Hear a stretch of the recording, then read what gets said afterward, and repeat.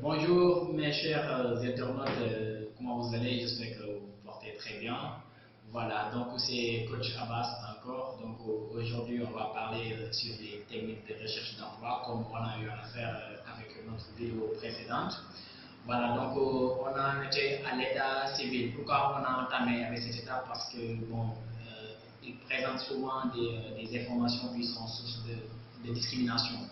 Donc on en était arrêté à l'adresse. Donc maintenant nous allons entamer donc, une autre information qui est aussi source de discrimination. C'est quoi? C'est l'âge. Voilà. L'âge aussi est souvent source de discrimination. Alors on va s'expliquer et vous allez comprendre pourquoi il est source de discrimination. Souvent au niveau des annonces, vous voyez qu'ils précisent bien. Nous recrutons de 18 ans à 25 ans. Alors là, si vous avez plus de 25 ans, l'offre ne vous concerne pas. Mais quand même, donc on a des techniques et des méthodes à vous expliquer que vous pouvez utiliser et que vraiment pour la plupart du temps, ça passe. On a eu de très bons retours par rapport à ça. On va s'expliquer et vous allez comprendre. Maintenant, par rapport à une offre où vous voyez que les recruteurs précisent bien que nous recrutons par exemple un comptable qui a plus de 35 ans, au moins 35 ans. Alors là, si vous avez 25 ans, vous n'êtes pas concerné. Alors à 99%, vous n'allez pas postuler, j'en suis sûr et certain, mais ça ne fait que faciliter la tâche aux recruteurs. Mais si j'étais vous, j'allais postuler. Comment? Alors c'est très simple. Si on le recruteur dit qu'il veut quelqu'un qui a plus de 35 ans, là, il mise sur la maturité. Mais sachez une chose, l'âge ne fait pas la maturité. On peut avoir 25 ans et réfléchir comme quelqu'un qui a plus de 35 ans ou bien 40 ans. D'accord? Alors, dans ce cas de figure, si vous mettez au niveau de votre adresse, au niveau de l'état civil, si vous précisez votre âge, ça risque d'être discriminatoire. Le recruteur peut ne pas vous contacter à cause de ça. Maintenant, ce que vous allez faire, vous allez postuler. Si vous jugez que vous avez les compétences, la formation requise, vous allez postuler, mais ne mettez pas votre âge. Pourquoi? Parce qu'il n'est pas obligatoire. Maintenant, ne postulez pas avec l'âge. Si le recruteur voit au niveau de vos compétences, etc., vous avez le niveau, il vous contacte, vous venez en entretien. En vous regardant, il voit que vous n'avez pas l'âge requis, vous n'avez pas 35 ans. Alors là, c'est très simple.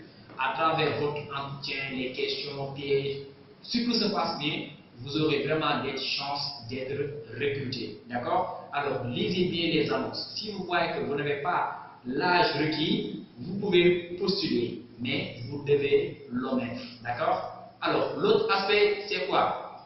Maintenant, on va passer à autre chose. C'est quoi? C'est l'adresse email.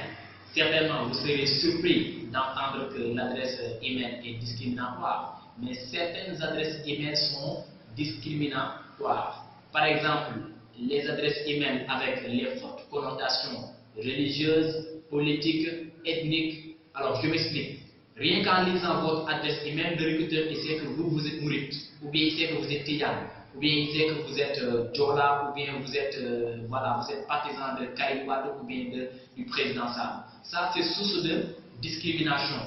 On va s'expliquer et vous allez beaucoup plus comprendre pourquoi l'adresse email peut constituer une source de discrimination. Les autres adresses email, c'est quoi? Les adresses email avec surnom. Par exemple, vous vous appelez Fatou, vous mettez au niveau de votre adresse Fatouche ou bien Toufa.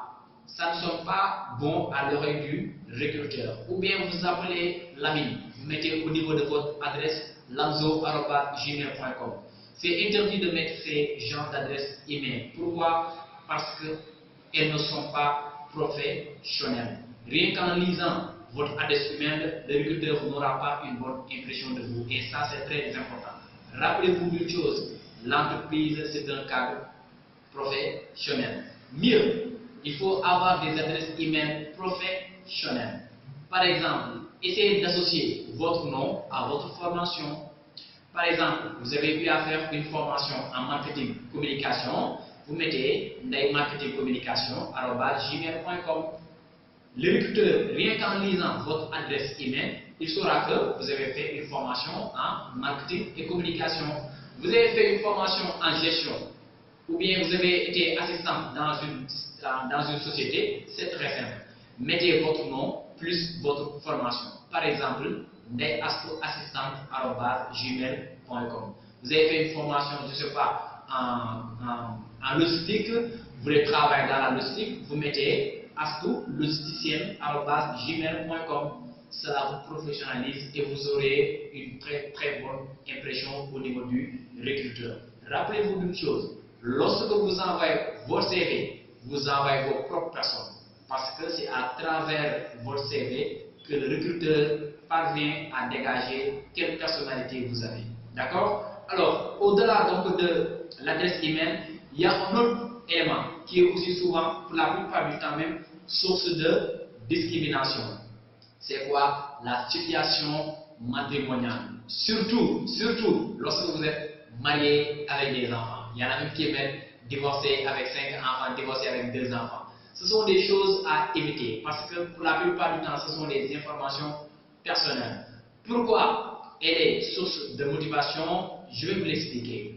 Par exemple, lorsqu'on est marié, parfois une entreprise, ce sont des choses que les recruteurs ne disent pas.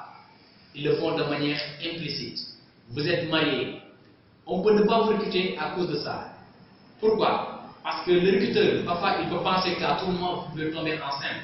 Donc, du coup, si vous mettez marié, alors il sera un peu réticent.